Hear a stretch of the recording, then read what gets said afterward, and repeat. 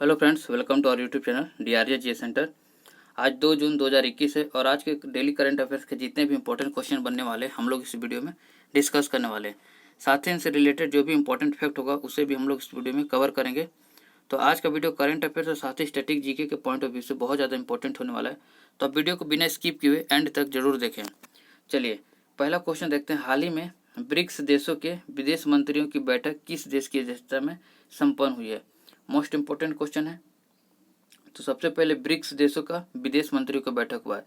तो इसका जो अध्यक्षता है वो भारत के विदेश मंत्री एस जयशंकर के द्वारा किया गया है। एस जयशंकर जो कि भारत के विदेश मंत्री है, इनकी अध्यक्षता में ये जो ब्रिक्स देशों का जो विदेश मंत्रियों का बैठक था ये संपन्न हुआ है। तो अब ये ब्रिक्स देशों के जो विदेश मंत्री हैं इनके बारे में थोड़ा सा देख लेते हैं। तो भारत के तो जो विदेश मंत्री हैं एस जयशंकर हो गए।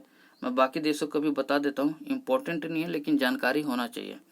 ब्राज़ील के जो विदेश मंत्री हैं मैं बोलता हूँ, आप उसे नोट कर लें। कार्लोस अल्बर्टो जो कि ब्राज़ील के विदेश मंत्री हैं। रसिया के जो विदेश मंत्री कौन है? Sergey Lavrov. इंडिया के एस जयशंकर हो गए। और चाइना के जो विदेश मंत्री हैं वो कौन है? वांग यी, ये चाइना को गए। और साउथ अफ्रीका के जो विदेश मंत्री हैं वो कौन है? ग्रेस नेलेदी। इस तरह से ये पांचों देशों के विदेश मंत्रियों की इनका बैठक अभी हाल ही में दिल्ली में संपन्न हुआ। दिल्ली में वर्चुअल मीटिंग के माध्यम से इसका संपन्न हुआ है, क्योंकि भारत के द्वारा इसकी अध्यक्षता किया गया है। अभी इस बैठक का मेन मुद्दा क्या था? अभी पूरे विश्व में जो कोविड-19 की वजह से जो हालात पैदा हुआ है, जो दिक्कतें आ रही हैं, एक जो चुनौतियां सब देशों के सामने आ गया है, तो उसी में से ये जो 5 देश हैं जो कि इनका ये संगठन है। 5 देश कौन कौन से हैं? ब्राज़ील, रसिया, इंडिया, चाइना और साउथ अफ्रीका। इनके पांचों को विदेश मंत्रियों का बैठक हुआ और यहाँ एक दूसरे को सपोर्ट यानी एक दूसरे को हेल्प करने के उद्देश्य से बातचीत हुआ। जैसे कि भारत में भी कोरोना का जो सेकेंड वेव है, इसकी वजह से यहाँ बहुत ज़्यादा मुश्किलों का सामना करना पड़ा।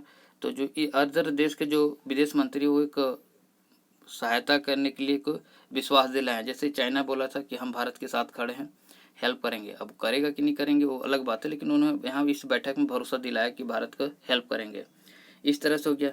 अब ये ब्रिक्स देश में कौन कौन से देश आते हैं और इनका गठन कौन हुआ था, ये एग्जाम में हमेशा पूछा जाता है। और इसका सम्मेलन हर साल कौन कौन सा देश करता है। तो ब्रिक्स का फुल फॉर्म क्या है? ब्राज़ील, रसिया, इंडिया, चाइना और साउथ अफ्रीका। पहले ये ब्रिक के नाम से जाना जाता था और ब्रिक के नाम से गठन हुआ था 2006 में। तब केवल 4 देश ही शामिल थे, लेकिन 2010 में इसमें साउथ अफ्रीका भी शामिल हो गया। तो ये इंपॉर्टेंट है, पूछता है साउथ अफ्रीका कब शामिल हुआ था। तो 2010 में साउथ अफ्रीका शामिल हो गया, तब से ब्रिक्स के नाम से जाना जाने लगा। तो इसकी जो अध्यक्षता है हर साल अलग अलग देश करता है। तो जो इसके 12वां अध्यक्षता था वो रसिया के द्वारा किया गया था। अब 13वां जो अध्यक्षता है वो भारत के द्वारा किया जाना है 2021 में। इसलिए इम्पोर्टेंट है, आपको ये क्रम याद होना चाहिए। 12वां रसिया के द्वारा किया गया था, 13वां भारत के द्वारा किया जाएगा 2021 में। इस तरह से इस क्वेश्चन से रिलेटेड जितने भी इंपॉर्टेंट फैक्ट थे हम लोगों ने डिस्कस कर लिया। चलिए अगला क्वेश्चन पे चलते हैं। अगला क्वेश्चन पे जाने से पहले अगर आप चैनल पर नए हैं तो चैनल को सब्सक्राइब करें। अगर वीडियो आपको अच्छा लगता है तो एक लाइक जरूर करें और ज़्यादा से ज़्यादा अपने दोस्तों के बीच में शेयर करें। और इस वीडियो का जो PDF है मैं टेलीग्राम के चैनल पर अपलोड कर देता हूँ, तो आप टेलीग्राम का चैनल ज्वाइन कर लें। उसका मैं लिंक टेलीग्राम का जो लिंक है मैं वीडियो के डिस्क्रिप्शन में दे दिया हूँ, तो आप वहाँ से टेलीग्राम का चैनल ज्वाइन कर लें। साथ ही वहाँ पास मैं अदर न्यूज़पेपर का कटिंग भी अपडेट कराते रहता हूँ, साथ ही क्यूज भी वहाँ पास होता है, तो उसे इम्पोर्टेंट है वो। चलिए अगला क्वेश्चन क्या है? हाल ही में H1N3 बर्ड फ्लू इंसानों के अंदर दुनिया का पहला मामला किस देश में आया है? इम्पोर्टेंट है ये भी, ये चाइना में आया है। चीन में बर्ड फ्लू का इंसानों में पाया जाने वाला पहला देश कौन है? चाइना है। यहाँ एक पहला मामला है। जैसा कि हम लोग को पता है कि कोरोना का पहला मामला कहाँ आया था? चीन में ही आया था। अब चीन के एक नेशनल हेल्थ कमीशन के द्वारा एक बयान जारी किया। उसी बयान में ये बताया गया कि चीन का जो पूर्वी प्रांत है जियांगसू, वहाँ पर ही इस व्यक्ति में ये बर्ड फ्लू का स्ट्रेन पाया गया है। ये तो गया चाइना के बाद। अब चाइना से ज़्यादा इम्पोर्टेंट है हमारा जो जनवरी 2021 में जो हमारे यहाँ भारत में राजस्थान, MP, हिमाचल प्रदेश, हरियाणा, इनमें एक बर्ड फ्लू आया था, जो कि जिसकी वजह से बहुत पक्षियों की मृत्यु हो गई थी। खासकर कौवों पे इसका बहुत ज़्यादा प्रभाव पड़ा था। तो उस जो वायरस का नाम था वो वायरस बहुत इंपॉर्टेंट है। तो उस वायरस का नाम क्या था मैं लिख रहा हूँ, उसे आप जरूर नोट करके लिख लें, ये ज़्यादा इंपॉर्टेंट है, हमारे एग्जाम में ये ज़्यादा पूछा जाएगा। H5N1 इसका नाम क्या था? एवियन एनफ्लूजा। यहाँ लिख नहीं पा रहा हूँ, आप इसे सुन कर लिख लें। एनफ्लूजा एवियन इन्फ्लुएंजा H5N1 इम्पोर्टेंट है ये। इसी वायरस की वजह से बहुत सारे कौवों की मृत्यु हो गई थी, इसलिए ये ज़्यादा इंपॉर्टेंट हो जाता है। चलिए अगले क्वेश्चन पे चलते हैं। अगला क्वेश्चन क्या है, इजराइल के अगले प्रधानमंत्री कौन होंगे। अभी इजराइल बहुत ज़्यादा चर्चा में रहा है। इजराइल जो देश है, यहाँ पर एक इजराइल और फिलिस्तीन के बीच में जो विवाद अभी सब कोई ने देखा। इजराइल यहाँ फिलिस्तीन है और इधर हमास है जो कि फिलिस्तीन का ही जगह है। तो इनके बीच में बहुत ज़्यादा विवाद हुआ। अभी इनके बीच में अभी समझौता हुआ, युद्ध पे विराम लगाया गया, बहुत मासूमों की जान चली गई। तो इसलिए इजराइल और फिलिस्तीन बहुत चर्चा में था। तो इसी बीच अभी इजराइल के जो प्रधानमंत्री थे बेंजामिन नेतान्याहू, इन्हें इनके पद से हटा दिया गया है, इनकी सरकार गिर गई। अब जो अगला प्रधानमंत्री होंगे वो होंगे नप्ताली बेनेट। नप्ताली बेनेट और यायर लेपिड, ये दोनों की सरकार संगठन से मिलाकर इजराइल में अगले प्रधानमंत्री के रूप में नप्ताली बेनेट बनेंगे। इनकी पार्टियां का नाम मैं बता देता हूँ, हो सकता है कि एग्जाम में कभी पूछ ले। जो बेनेट हैं इनकी पार्टी के नाम है हयामीन हेहादर्सी पार्टी। थोड़ा लंबा है, आप उसे सुन के नोट कर लें। मैं एक बार और बोल देता हूँ, हयामीन हेहादर्सी पार्टी। और जो याइर लेपिड है, इनके जो पार्टी का नाम है मध्यम मार्गी पार्टी इनके पार्टी का है। तो इनके बीच में समझौता हुआ है कि 2023 तक बेनेट रहेंगे इजराइल के प्रधानमंत्री के रूप में और 2023 से 2025 तक यायर लेपिड रहेंगे प्रधानमंत्री के पद में। तो ये तो हुआ वहाँ का प्रधानमंत्री का मुद्दा। लेकिन अब इजराइल बहुत इंपॉर्टेंट है, यहाँ से 3-4 फैक्ट हमेशा एग्जाम में कभी न कभी पूछा जाता है। इसकी जो भाषा है वहाँ की, वो हेब्रू भाषा है, जो कि वहाँ की लोकल लैंग्वेज है हेब्रू भाषा। यहाँ का जो सबसे ज़्यादा इंपॉर्टेंट पूछा जाता है मुद्रा क्या है यहाँ का, न्यू शेकेल यहाँ की मुद्रा, इसे आप नोट करके लिख लें। और यहाँ की जो गुप्तचर एजेंसी है वो सबसे ज़्यादा पूरे विश्व में विख्यात है, उसका नाम क्या है, मोसाद। ये सबसे ज़्यादा एग्जाम में पूछा जाता है। मोसाद जो गुप्तचर ऐसी एजेंसी है जिससे जो भी विदेशी दुश्मन है वो इसे थर थर काँपते हैं। इस मोसाद एजेंसी से बहुत खतरनाक है, ये घर में घुस के मारने का क्षमता रखता है ये मोसाद एजेंसी। चलिए अगला क्वेश्चन पे चलते हैं। ये क्वेश्चन बहुत इंपॉर्टेंट है, इकोनॉमिक्स का, करंट अफेयर्स का सबसे इंपॉर्टेंट क्वेश्चन है। यहाँ से एक क्वेश्चन आपको किसी न किसी एग्जाम में जरूर देखने को मिलेगा। मूडीज के अनुसार वर्ष 2021-22 में भारत की जीडीपी ग्रोथ कितने प्रतिशत रहने का अनुमान है। इसका सही आंसर क्या है, 9.3%। तो मूडीज क्या है, मूडीज एक अमेरिका की एजेंसी है, रेटिंग एजेंसी है, जो कि ये रेटिंग देने का काम करती है। तो इसने भी भारत की जो जीडीपी ग्रोथ है उसका 9.3% रहने का अनुमान लगाया है। साथ ही बोला है कि जो भारत की जीडीपी ग्रोथ होगा वो डब्ल्यू शेप में होगा। तो डब्ल्यू शेप में भारत की जीडीपी ग्रोथ का अनुमान लगाया है। और 2022-23 में इसने 7.9% रहने का अनुमान लगा है भारत की जो जीडीपी ग्रोथ है। इस तरह से वर्ष 2021-22 का भी इम्पोर्टेंट हो जाता है और वर्ष 2022-23 का भी इम्पोर्टेंट होता है। और ये लगाया कौन है, मूडी लगाया है। साथ ही अभी एसबीआई ने भी अभी एक जो भारत की जीडीपी ग्रोथ है उसका अनुमान लगाया है। और एसबीआई ने कितना लगाया है, 7.9%। जैसा कि प्रीवियस वीडियो में बताया था मैं कि वर्ल्ड बैंक, आरबीआई और आईएमएफ, ये तीनों ने भी भारत की जीडीपी ग्रोथ लगाई है। तो आईएमएफ ने कितना लगाया था, आईएमएफ ने 11.5% और आरबीआई ने कितना लगाया था, तो आरबीआई ने लगाया था 10.5% और वर्ल्ड बैंक ने 10.1% लगाया था। इसका स्क्रीनशॉट लेके आप इसे अलग से नोट कर लें, यहाँ पास क्लियर नहीं दिख रहा होगा तो बहुत इंपॉर्टेंट है। यहाँ से एक क्वेश्चन 100% श्योर किसी ने एग्जाम में आएगा। अब जीडीपी के बारे में बात हो रहा था तो जीडीपी के बारे में थोड़ा सा बेसिक समझ लेते हैं।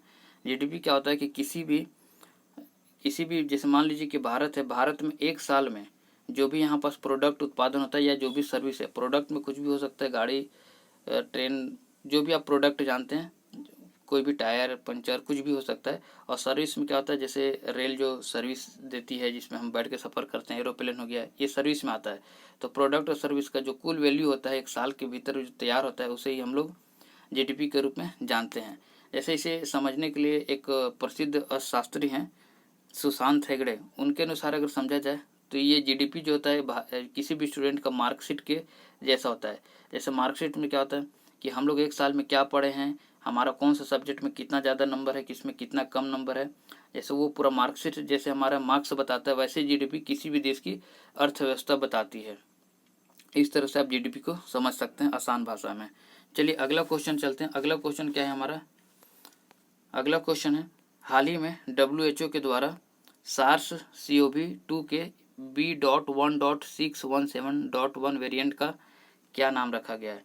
मोस्ट इंपॉर्टेंट है क्योंकि कोरोना से रिलेटेड सारे क्वेश्चन इंपॉर्टेंट है। जैसा कि मैं हर वीडियो में बताता हूँ कि कोरोना आने वाले समय में और वर्तमान समय में हर देश के लिए एक बहुत बड़ी चुनौती है। जिसका जो सही नाम है कप्पा रखा गया इसका सही नाम।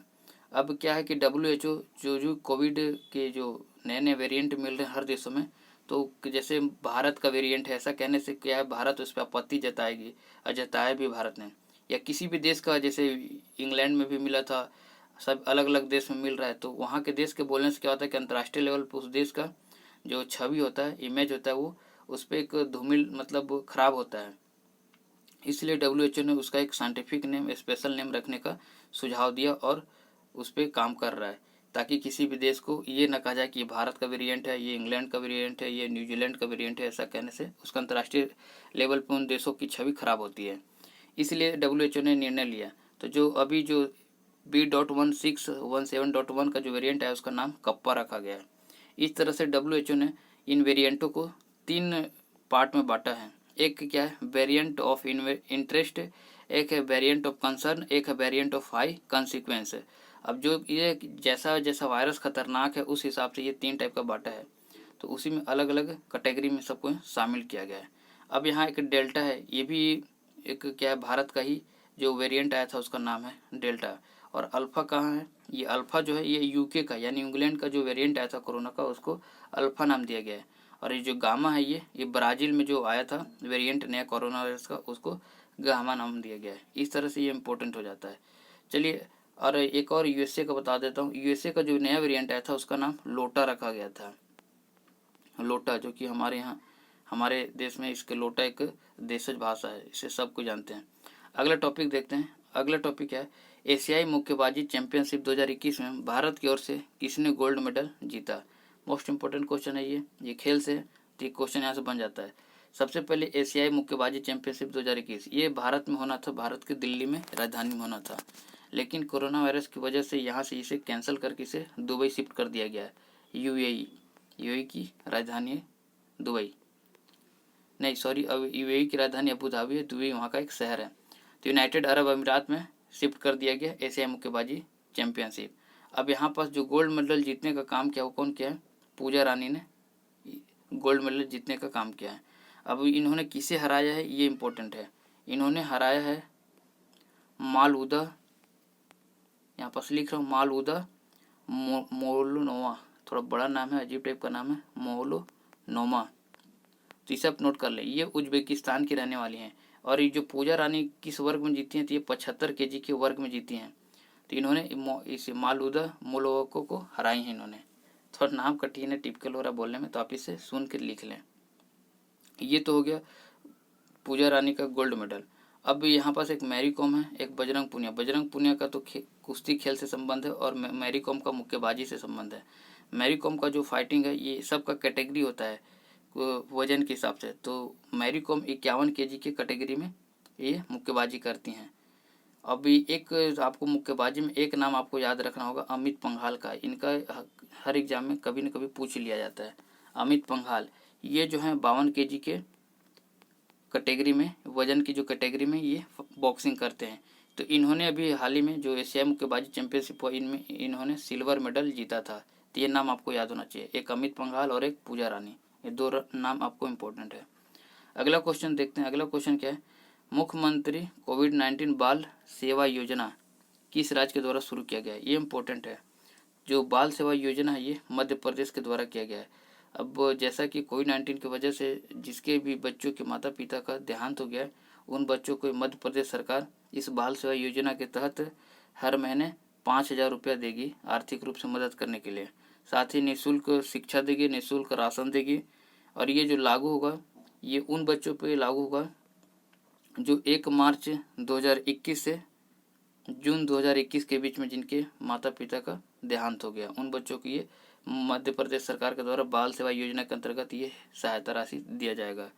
अब मध्य प्रदेश का जिक्र हुआ तो मध्य प्रदेश में अभी कुछ दिन पहले हम लोगों ने पढ़ा था कूनू नेशनल पार्क। कूनू नेशनल पार्क किस लिए प्रसिद्ध हुआ था, क्योंकि यहाँ पास जो दक्षिण अफ्रीका से वहाँ से यहाँ चीता लाने का बात किया गया था कूनू नेशनल पार्क में। अब बात नेशनल पार्क के आ गया तो 2-3 नेशनल पार्क और है मध्य प्रदेश का जो इम्पोर्टेंट है, हर एग्जाम में पूछ लिया जाता है। एक कान्हा हो गया, एक बांधवगढ़ हो गया और एक पेंच हो गया। ये इंपॉर्टेंट है, ये हमेशा पूछा जाता है कि इनका किस राज्य से संबंध है। तो ये सारे के सारे मध्य प्रदेश से संबंधित है। कान्हा नेशनल, बांधवगढ़, पेंच और एक कूनो नेशनल पार्क है। चलिए अगला क्वेश्चन देखते हैं। अगला क्वेश्चन क्या है? अगला क्वेश्चन क्या है? वर्ल्ड नो टोबैको डे कब मनाया जाता है? इसका मैंने डिटेल में प्रीवियस करंट अफेयर्स के वीडियो में बताया, तो अगर आप उसे देखें तो इसका सही आंसर आप कमेंट बॉक्स में कमेंट करके बताएं। वीडियो से रिलेटेड कुछ भी डाउट हो तो उसको आप कमेंट में करके जरूर पूछें। और अगर वीडियो अच्छा लगा तो एक लाइक करें, और चैनल पर नए तो चैनल को सब्सक्राइब करके बेल आइकन प्रेस कर लें, ताकि करंट अफेयर्स का जो अगला वीडियो जैसे ही मैं अपलोड करूँगा उसका नोटिफिकेशन आपको मिल जाएगा। मिलते हैं नेक्स्ट वीडियो में, तब तक के लिए जय हिंद।